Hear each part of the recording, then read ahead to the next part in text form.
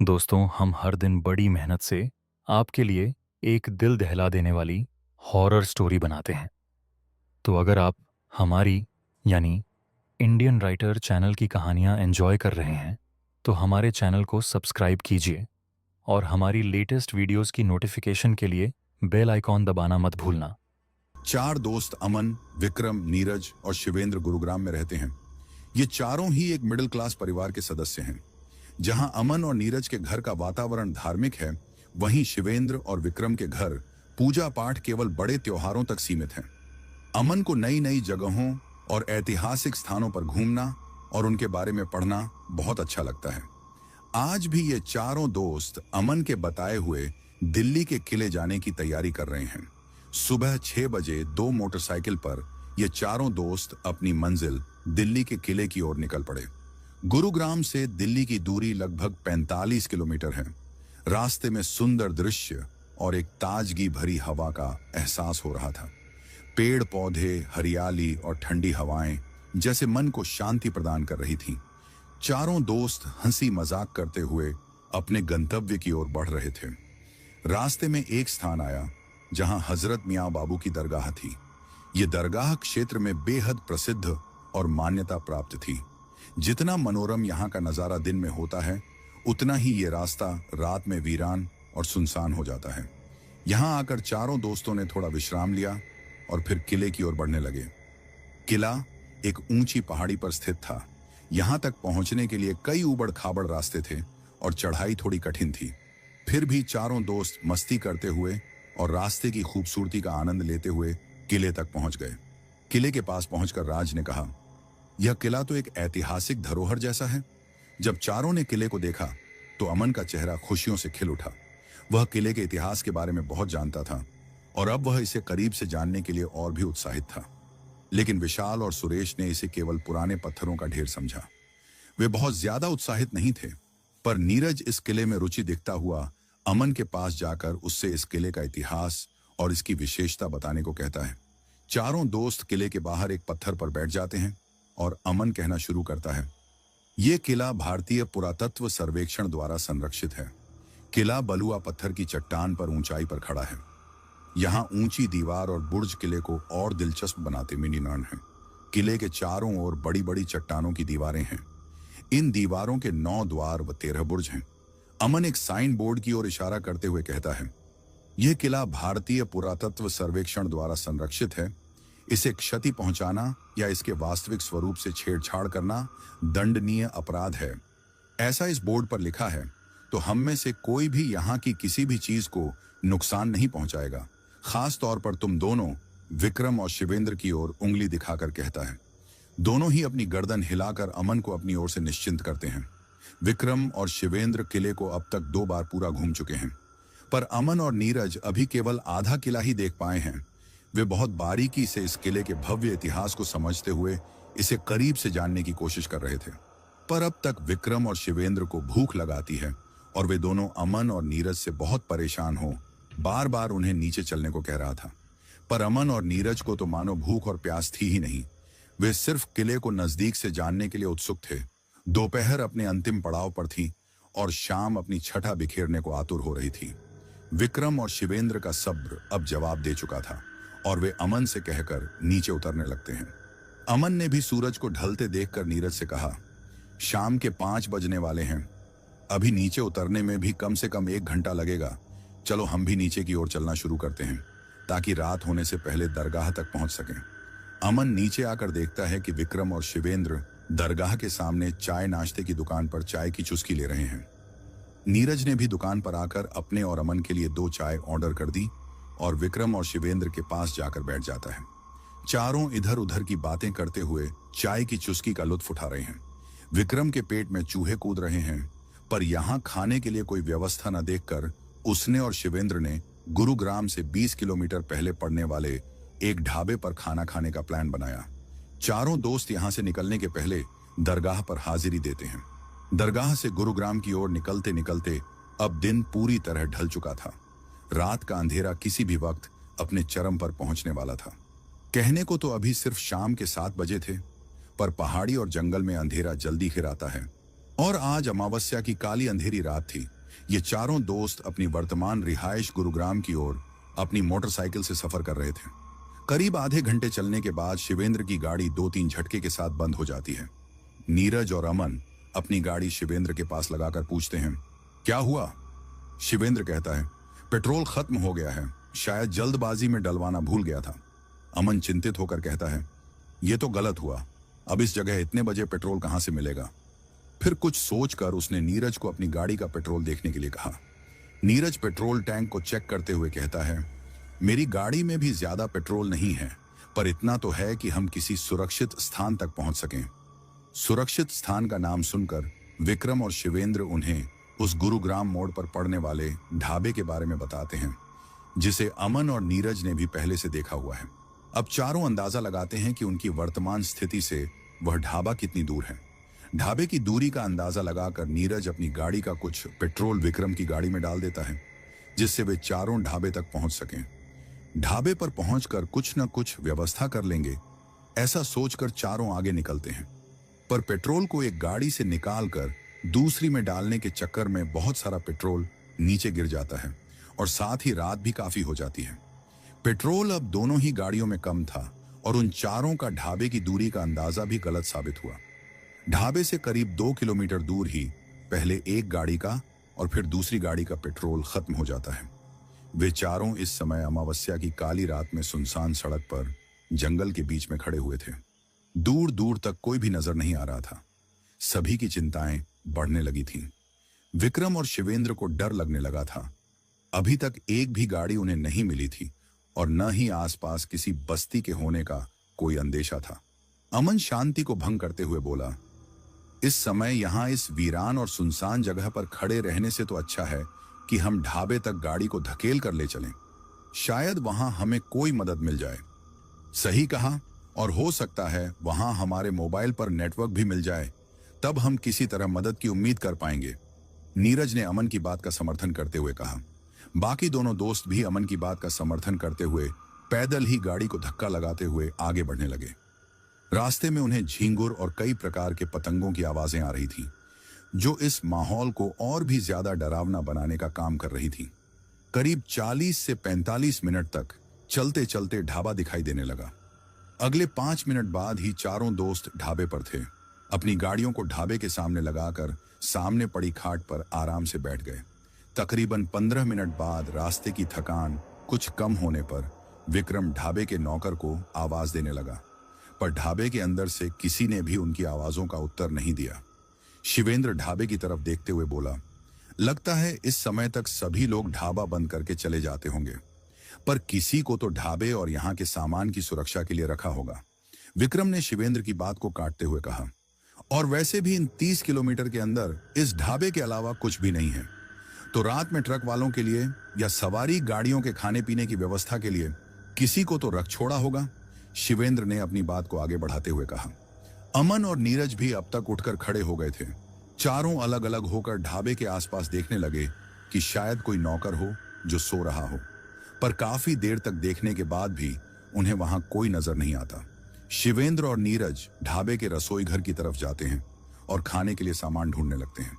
नीरज तेज आवाज में कहता है, भाइयों, यहाँ कोई नौकर तो नहीं है, पर हमारी पेट पूजा के लिए सब्जी, आटा, मसाले और बाकी सभी कुछ मौजूद है। क्यों ना हम खुद ही कुछ बना लें? पर क्या यह सही होगा? मेरा मतलब, अगर कोई आसपास कहीं गया होगा या ढाबे के अंदर ही कहीं मौजूद होगा, तो वो हमें चोर न समझ बैठे। शिवेंद्र ने अपनी शंका जाहिर करते हुए कहा। विक्रम थोड़े गुस्से के लहजे में बोला, तो क्या करें? यहां तो कोई दिखाई नहीं देता। अगर कोई होता तो हमारी आवाज का तो जवाब देता। मुझे नहीं लगता कि यहां कोई होगा।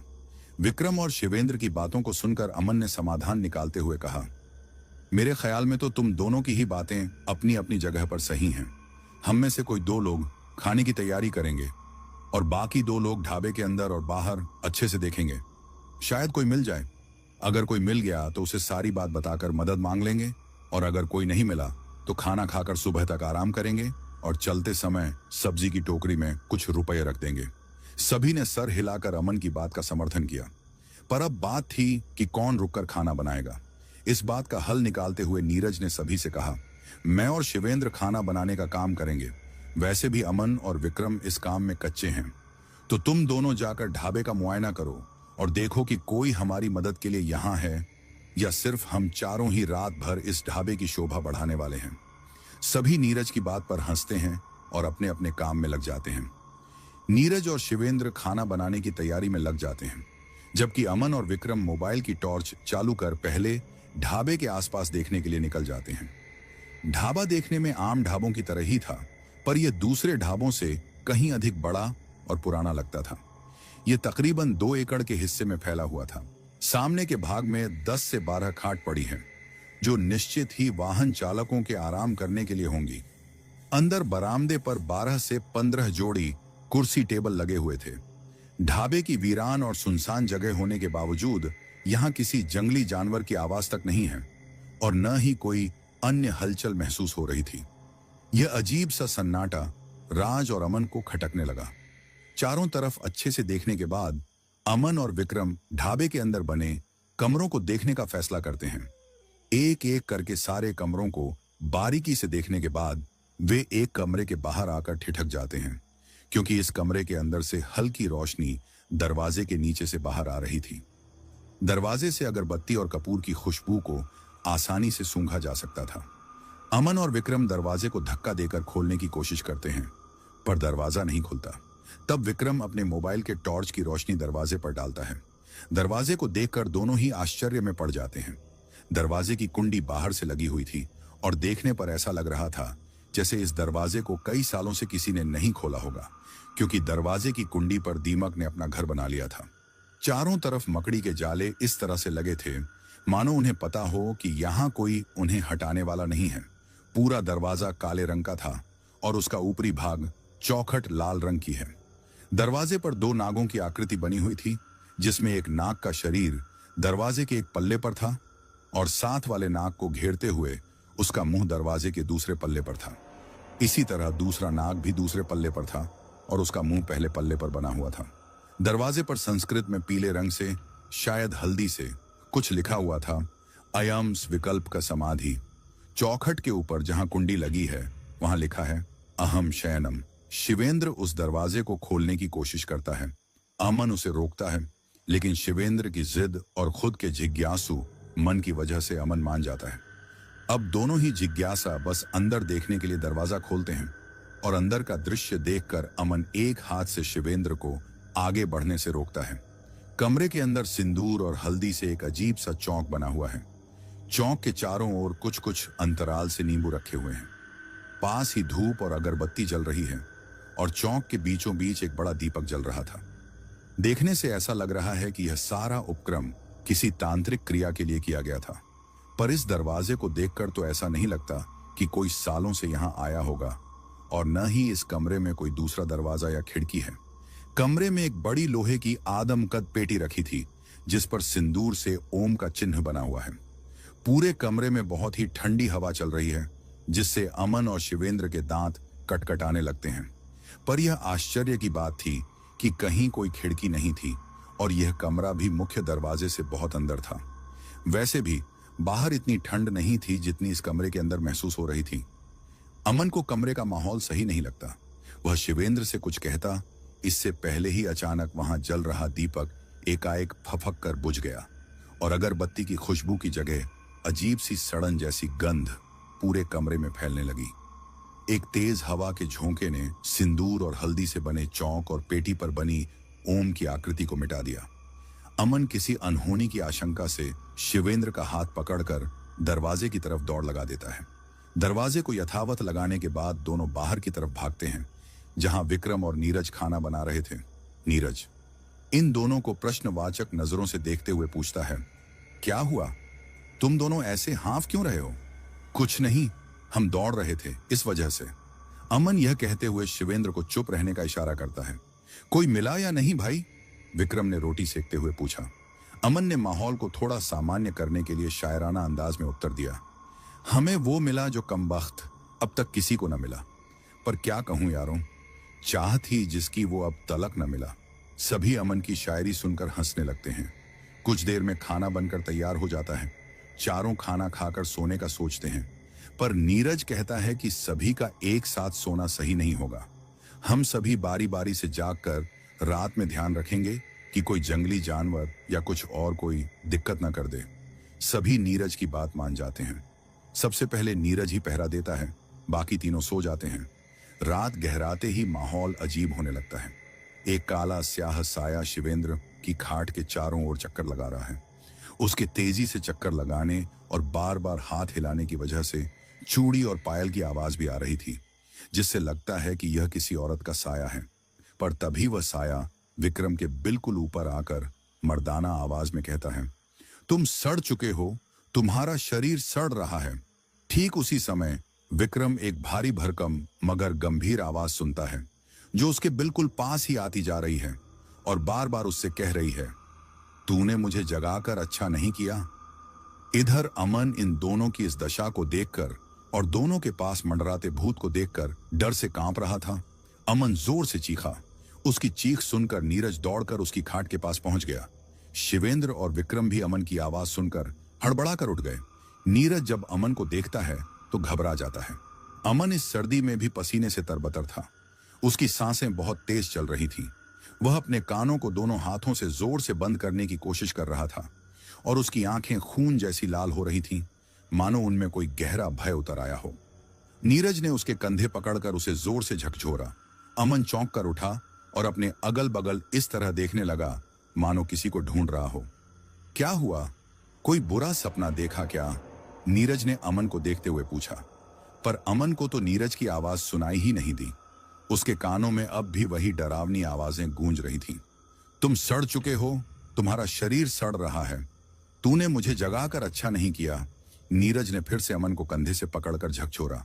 अमन ने एक नजर नीरज पर डाली और फिर अचानक दौड़ता हुआ शिवेंद्र और विक्रम की ओर लपका। लेकिन 2 कदम चलते ही वह धड़ाम से 2 खाटों के बीच गिर पड़ा।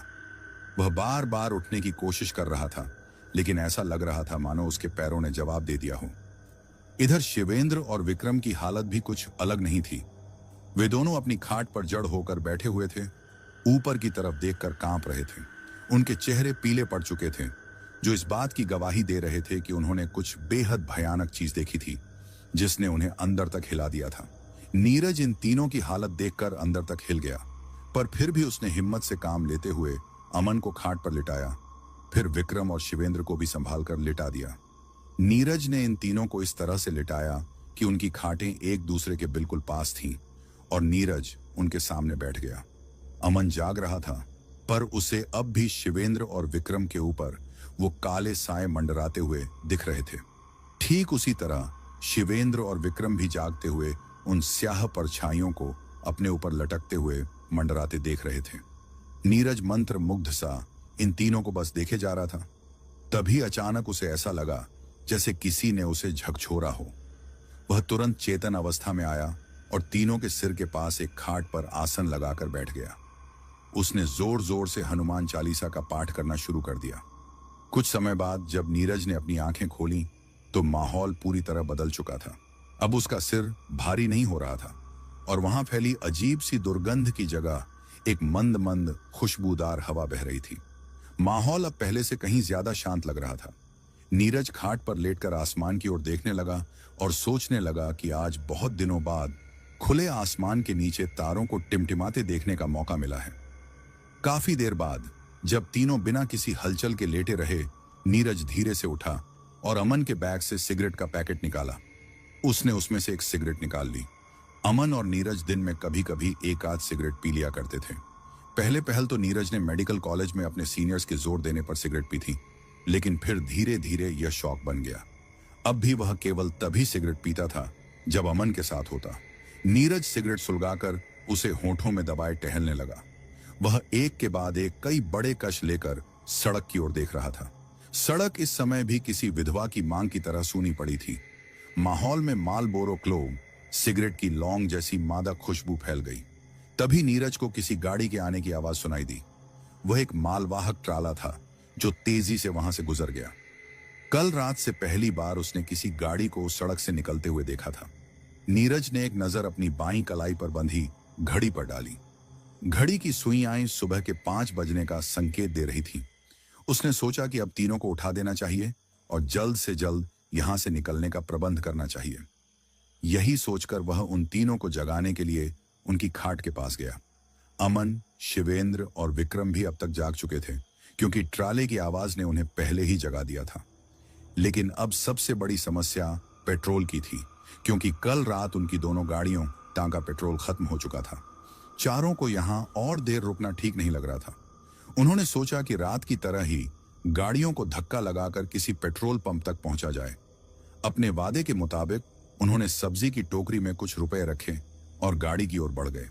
गाड़ी को सीधा करते समय शिवेंद्र ने पेट्रोल टैंक से हल्की आवाज सुनी। जिज्ञासावश उसने टैंक खोलकर देखा तो वह पेट्रोल से भरा हुआ था। उसने प्रश्नवाचक निगाहों से नीरज की ओर देखा तो नीरज का भी यही हाल था। उसकी गाड़ी का टैंक भी पेट्रोल से लबालब भरा हुआ था, पर उनमें से कोई कुछ नहीं बोला। नीरज ने चुपचाप इग्निशन में चाबी लगाई और हमेशा की तरह गाड़ी हाफ किक में ही डरर डरर की आवाज के साथ चालू हो गई। चारों ने एक दूसरे को एक अजीब नजरों से देखा, लेकिन बिना कोई सवाल किए वे अपनी गाड़ियां उठाकर वहां से निकल गए। अपने रूम पर पहुंचकर सबने खुद को फ्रेश किया और अपने अपने काम में लग गए। नीरज, क्योंकि रात भर सो नहीं पाया था, तो उसने कुछ नाश्ता करके सोने का सोचा। बाकी सब भी नाश्ता करके अपने तयशुदा कामों में लग गए। चारों में एक चीज समान थी, अभी तक किसी ने भी रात की किसी घटना के बारे में एक दूसरे से कोई बात नहीं की थी। शाम के करीब 4 बजे नीरज की नींद खुली। उसने उठकर देखा तो कमरे में कोई नहीं था। बाहर जाकर बालकनी में देखा तो वहां अमन बैठकर कुछ पढ़ रहा था। उसके एक हाथ में उसकी पसंदीदा मालबोरो सुलग रही थी। अमन ने नीरज को देखा और बिना कुछ कहे सिगरेट उसकी ओर बढ़ा दी। नीरज ने 2-3 कश लेकर सिगरेट वापस कर दी और फिर बाथरूम की तरफ चला गया। रात के लगभग 11 बज रहे थे। चारों हॉल में बैठकर पढ़ाई कर रहे थे। तभी शिवेंद्र ने किताब बंद की और सोने चला गया। उसके पीछे पीछे विक्रम भी चला गया। अमन और नीरज क्योंकि दिन में सो चुके थे, इसलिए उनकी आंखों से नींद अभी दूर थी। तकरीबन 1 घंटे बाद शिवेंद्र अचानक वापस आया और किताब खोलकर बैठ गया। वह हल्की आवाज में बुदबुदाते हुए पढ़ने लगा। धीरे धीरे उसकी आवाज तेज होने लगी। अमन और नीरज चौंक गए। अब शिवेंद्र किताब को अपने सामने रखकर जोर जोर से कह रहा था, तुम सड़ चुके हो, तुम्हारा शरीर सड़ रहा है। अचानक शिवेंद्र उठकर खड़ा हो गया और जोर जोर से रोने लगा। उसका रोना बहुत ही भयानक था, मानो बहुत से चमगादड़ एक साथ आवाज कर रहे हों। अब तक अमन और नीरज दोनों ही अपनी जगह से 1 इंच भी नहीं हिले थे। अमन शिवेंद्र के हालात देखकर गहरे सदमे में था, पर फिर भी उसने हिम्मत से काम लिया और शिवेंद्र से पूछा, क्या हुआ तुझे भाई? शिवेंद्र उसी भयानक आवाज में रोता रहा। अमन की बात का उस पर कोई असर नहीं पड़ा। अमन ने एक बार फिर शिवेंद्र से वही सवाल पूछा। इस बार शिवेंद्र का रुदन बंद हो गया। उसने घूर कर अमन की तरफ देखा और खरखराहट से भरी हुई आवाज में बोला, तू देख नहीं रहा है, तुझे मैं शिवेंद्र दिखाई देता हूं। अमन उसकी बात सुनकर शांत नहीं हुआ। वह फिर बोला, तुम कौन हो और यहां कैसे आए? अमन की बात सुनकर उसने कुछ नहीं कहा, बस अमन को घूरता रहा। अमन ने फिर पूछा, यहां क्यों आए हो? क्या नाम है तुम्हारा? शिवेंद्र ने अमन की बात का कोई जवाब दिए बिना कमरे में चहलकदमी करना शुरू कर दिया। उसके चलने से पायल की आवाज आ रही थी और चलते वक्त हाथ हिलाने से चूड़ियों की आवाज भी आ रही थी। अमन और नीरज समझ नहीं पा रहे थे कि यह कौन है जो चूड़ी और पायल पहने हुए है, पर बोलने की आवाज मर्दों जैसी है। लेकिन एक बात तो दोनों ने बहुत अच्छे से समझ ली थी कि इस समय शिवेंद्र पर कोई भूत का कब्जा है। शिवेंद्र काफी देर तक कमरे में टहलता रहा, फिर वहीं बैठ गया जहां पहले बैठा था। वह एक बार फिर जोर जोर से रोने लगा। इस बार उसकी आवाज बहुत तेज थी। उसके रोने की आवाज सुनकर आसपास के कुत्तों ने भी रोना शुरू कर दिया। माहौल बहुत ही भयानक हो गया था। ऐसा लग रहा था कि मोहल्ले के सभी लोग या तो मर चुके हैं या बेहोश हैं, क्योंकि इतनी तेज आवाजों को सुनकर भी अभी तक न कोई जागा और न ही किसी के घर से कोई आवाज आई। कुत्ते अपनी विशेष शक्ति की वजह से भूत प्रेत की उपस्थिति महसूस कर लेते हैं और भौंकने लगते हैं, पर जाने कैसे उस भयानक और चमगादड़ जैसी रोने की आवाज को सुनकर विक्रम की नींद खुल गई और वह हॉल में आ गया। यहां आने के बाद सबसे पहले उसकी नजर शिवेंद्र पर गई, जो जोर जोर से रो रहा था। विक्रम को उसकी हालत देखकर समझने में देर नहीं लगी कि वह भूत प्रेत से बाधित है। फिर उसकी नजर अमन और नीरज पर पड़ी। उन दोनों के चेहरे फक पीले पड़े हुए थे। उनके हाथ पैर कांप रहे थे। अमन और नीरज में तो इतनी हिम्मत भी नहीं थी कि वे अपना सिर उठाकर शिवेंद्र में आ रहे बदलाव को देख सकें। विक्रम का चेहरा लाल हो गया। वह अपनी बड़ी बड़ी आंखों को और बड़ा करके शिवेंद्र को देख रहा था। उसके हाथ किसी तांत्रिक की तरह मुद्रा में थे। आंखों के नीचे काजल जैसी कालिक थी, होंठ लाल सुर्ख और चेहरा दमकता हुआ था। विक्रम ने उसके पास टंगे ब्लैक बोर्ड के नीचे पड़ी एक चौक को उठा लिया और फिर अमन और नीरज के चारों ओर एक घेरा बना दिया। अब तक अमन और नीरज अपने आप को संभाल चुके थे। वे विक्रम को आश्चर्य से देख रहे थे, पर कोई कुछ नहीं बोला, क्योंकि विक्रम का डील डोल और हाव भाव बहुत ही अजीब लग रहा था। विक्रम घेरा बनाकर वहां से उछला और एक ही छलांग में न सिर्फ शिवेंद्र के पास पहुंच गया, बल्कि शिवेंद्र कुछ समझ पाता उसके पहले ही उसने शिवेंद्र के चारों ओर भी एक घेरा बना दिया। फिर बोला, देख शैतान, देख, मैंने तुझे अब अपनी तांत्रिक शक्ति से कैद कर लिया है। अब तू या तो इस लड़के को छोड़ दे या मैं तुझे हमेशा के लिए काले तिलिस्म में कैद कर दूं। तू बता, तुझे क्या मंजूर है? शिवेंद्र सहमा हुआ उस घेरे में कैद था। अपनी वास्तविक स्थिति को देखकर उसी चमगादड़ जैसी आवाज में बोला, तू मुझे कुछ देर तक बांध कर जरूर रख सकता है, पर तू मेरा कुछ भी बिगाड़ नहीं सकता। विक्रम को शिवेंद्र की यह बात सुनकर बहुत गुस्सा आ गया और वह आसमान की ओर दोनों हाथ उठाकर कुछ मंत्र पढ़ते हुए शिवेंद्र के सिर पर अपना हाथ रख देता है। धीरे धीरे मंत्रों की आवाज तेज होने लगती है और इसके साथ साथ शिवेंद्र की छटपटाहट भी बढ़ जाती है। फिर शिवेंद्र बेहोश होकर घेरे में ही गिर जाता है। विक्रम शिवेंद्र को उसी हालत में छोड़कर अमन और नीरज को देखते हुए कहता है, शैतान कुछ समय के लिए गया है, पर वह फिर वापस आएगा। जैसे तुमने मुझे जगाया है, वैसे ही तुम लोगों ने अपनी गलती से इसे भी जगा दिया है। अब यह इतनी आसानी से तुम लोगों को नहीं छोड़ेगा। अमन और नीरज शिवेंद्र और विक्रम को देख रहे हैं, पर समझ नहीं पा रहे हैं कि शिवेंद्र के अंदर का शैतान कौन था और विक्रम के अंदर जो शक्ति है वह उनके लिए सही है या नहीं। अचानक हवा में ठंडक बढ़ गई। कमरे के दरवाजे पर हल्की दस्तक हुई, जो धीरे धीरे तेज होती जा रही थी। अमन ने कांपते हुए दरवाजे की ओर देखा, लेकिन वहां कोई नहीं था। दस्तक की आवाज अब और भयानक हो गई थी, जैसे कोई गुस्से में दरवाजा पीट रहा हो। नीरज ने कांपती आवाज में कहा, क्या कोई बाहर है? कोई जवाब नहीं आया, बस दस्तक और तेज हो गई। विक्रम आगे बढ़ा और झटके से दरवाजा खोल दिया, पर बाहर कोई नहीं था।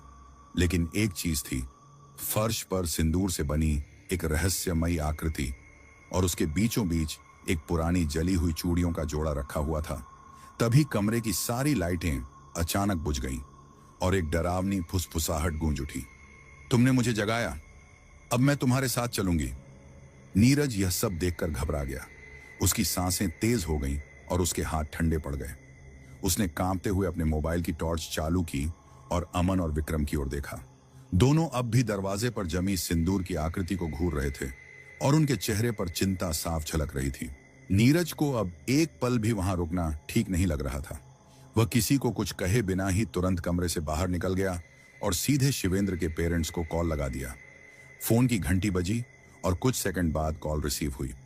हेलो नीरज बेटा, इतनी रात को कॉल किया, सब ठीक तो है ना? शिवेंद्र की मां की चिंतित आवाज आई।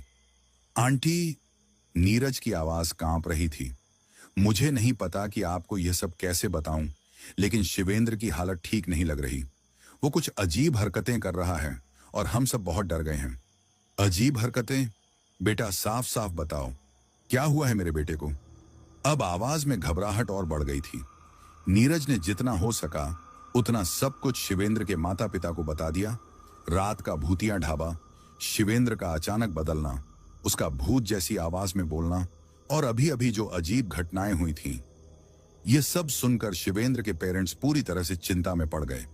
उसकी मां की आवाज कांप रही थी, नीरज बेटा, हम अभी के अभी वहां आ रहे हैं, हमें अपने बेटे से मिलना है। फोन कटते ही नीरज ने गहरी सांस ली और अमन और विक्रम की ओर देखा। शिवेंद्र के मम्मी पापा आ रहे हैं। कमरे में फैला सन्नाटा अजीब सी बेचैनी बढ़ा। शिवेंद्र के उसके शरीर से हल्की भाप जैसी कोई चीज उठती दिख रही थी, मानो कोई अदृश्य शक्ति अभी भी उसके आसपास मंडरा रही हो। तभी दरवाजे पर फिर से दस्तक हुई शिवेंद्र के पेरेंट्स आ गए, नीरज ने कहा और दरवाजा खोला। बाहर शिवेंद्र की मां और पापा खड़े थे। उनके चेहरे पर चिंता साफ झलक रही थी। शिवेंद्र कहाँ है? उसकी मां घबराई हुई आवाज में बोली। नीरज ने कांपते हुए अंदर की ओर इशारा किया। आंटी, वो कुछ ठीक नहीं लग रहा। शिवेंद्र की मां कमरे के अंदर दौड़ पड़ी। जैसे ही उनकी नजर अपने बेटे पर पड़ी, उनकी आंखें भर आईं। शिवेंद्र, उन्होंने पुकारा, लेकिन शिवेंद्र की आंखें अब भी लाल चमक रही थीं। तभी शिवेंद्र की मां ने अपने पति की ओर देखा और घबराते हुए कहा, अब हमें क्या करना चाहिए? शिवेंद्र के पापा कुछ पल तक चुप रहे, फिर गंभीर स्वर में बोले, मैं एक बाबा को जानता हूं जो इन सब चीजों को बहुत अच्छी तरह समझते हैं। अब जो होगा वही तय करेंगे। उन्होंने तुरंत अपने फोन से बाबा को कॉल लगाया। फोन कुछ देर तक बजता रहा, फिर एक भारी धीमी आवाज आई। मैं जानता था कि तुम मुझे फोन करोगे। शिवेंद्र के पापा ने कांपते हुए जवाब दिया, बाबा, हमें आपकी मदद की जरूरत है। मेरा बेटा, उस पर किसी बुरी शक्ति का साया है। हमें समझ नहीं आ रहा कि क्या करें। कुछ पल के लिए दूसरी ओर से खामोशी छा गई। फिर बाबा की गहरी आवाज आई, तुम लोग किसी ढाबे पर रुके थे, है ना? यह सुनते ही अमन, नीरज, विक्रम और शिवेंद्र के माता पिता स्तब्ध रह गए। बाबा, आपको कैसे पता? नीरज की आवाज में भय साफ झलक रहा था। बाबा ने गंभीर स्वर में कहा, मुझे पहले ही आभास हो गया था। जो कुछ भी हुआ है वह सामान्य नहीं था। तुम लोगों ने उस ढाबे में कुछ ऐसा देख लिया जो तुम्हें नहीं देखना चाहिए था, और अब वह चीज तुम्हारे साथ चली आई है। बाबा, आप जल्दी आइए, शिवेंद्र के पापा ने घबराते हुए कहा। मैं आ रहा हूं, लेकिन याद रखना, जो भी हो तब तक किसी को भी शिवेंद्र के पास अकेला मत छोड़ना। करीब आधे घंटे बाद बाहर गाड़ी के रुकने की आवाज आई। दरवाजा खुला और एक लंबा सफेद दाढ़ी वाला व्यक्ति अंदर आया। उन्होंने गले में रुद्राक्ष की माला पहनी हुई थी और उनके हाथ में तांबे का एक छोटा सा कलश था। उनकी आंखें गहरी थीं, मानो उन्होंने किसी और ही दुनिया को देख लिया हो। बाबा ने कमरे के अंदर कदम रखा और चारों दोस्तों को देखकर ठहर गए। तुम लोगों ने बहुत बड़ी गलती कर दी। उनकी गहरी आवाज ने पूरे माहौल को और रहस्यमयी बना दिया। बाबा, कृपया मेरे बेटे को बचा लीजिए। शिवेंद्र की मां उनके पैरों में गिर गईं और रोते हुए बोली, कुछ भी कीजिए बाबा, लेकिन मेरे बेटे को वापस ले आइए। बाबा ने उन्हें उठाया और बोले, डरो मत माता, मैं इसे ठीक कर दूंगा, लेकिन पहले तुम्हें यह समझना होगा कि यह सब हुआ कैसे। बाबा ने सबको अपनी ओर देखने का इशारा किया और बोलना शुरू किया। जिस ढाबे पर तुम लोग रुके थे वह कोई आम जगह नहीं थी। वहां सालों पहले एक औरत की निर्मम हत्या हुई थी। वह एक विधवा थी जो अकेले वहां रहती थी। लोगों ने उस पर काला जादू करने का आरोप लगाया और उसे जिंदा जला दिया। लेकिन मरने से पहले उसने श्राप दिया कि जो भी उस जगह पर रुकेगा उसकी आत्मा चैन से नहीं रहेगी। उसके मरने के बाद से जो भी रात के समय उस ढाबे पर रुका, उसने अजीब घटनाओं का सामना किया।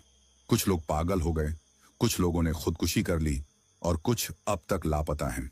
बाबा आगे बोले, उस आत्मा को एक नया शरीर चाहिए था और तुम लोगों में से किसी एक को उसने चुना।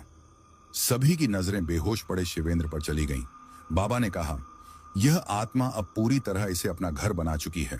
इसे बाहर निकालना आसान नहीं होगा, लेकिन अगर मैंने देर की तो शिवेंद्र हमेशा के लिए इस आत्मा के नियंत्रण में चला जाएगा।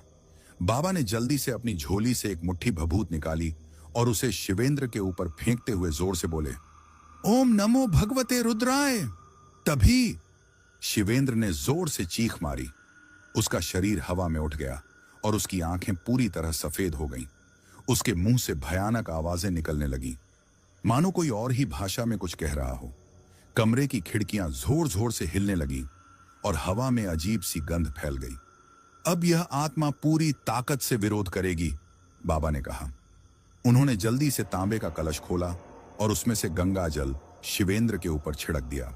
जैसे ही गंगा जल उसके माथे पर पड़ा, उसने जोर जोर से छटपटाना शुरू कर दिया। बाबा ने जमीन पर एक यंत्र बनाया और ऊंची आवाज में मंत्र पढ़ने लगे, ओम क्लीं चामुंडाय विच्छे।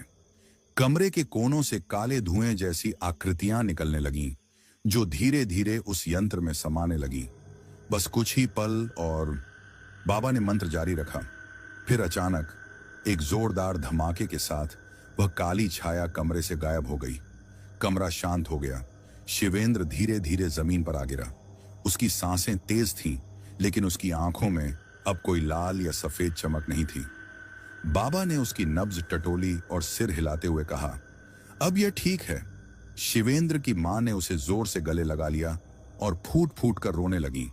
बाबा ने सबकी ओर देखा और कहा, अब तुम लोगों को एक बात हमेशा याद रखनी होगी। ऐसी जगहों पर जाने से पहले सोचो, वहां की चीजों को छेड़ो मत। और सबसे जरूरी बात, जहां तुम्हारा स्वागत ना हो वहां कभी ना रुको।